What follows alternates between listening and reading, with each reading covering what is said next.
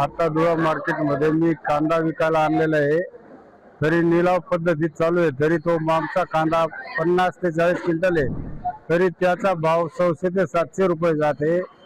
तरी सरकारने या भावामध्ये आम्हाला पुरवत नाही, त्याने कमीत कमी 2000 रुपये ते 1500 रुपयेपर्यंत भाव जायला पाहिजे, कारण की खर्च जास्त आहे त्याला। एकरी 30 ते 40 हजार रुपये खर्च आहे, त्यामुळे आम्हाला या चालत भाव हा 200 ते 2000 ते 1500 रुपये मिळाला पाहिजे, अशी शेतकऱ्यांची इच्छा आहे।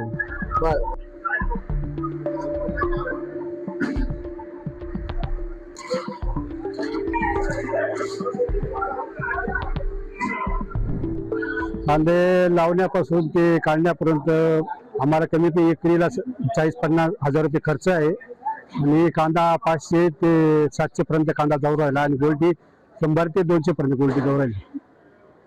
त्यासाठी सरकारने आमच्यासाठी काहीतरी अनुदान द्यावं, हो आम्हाला आमची इच्छा आहे।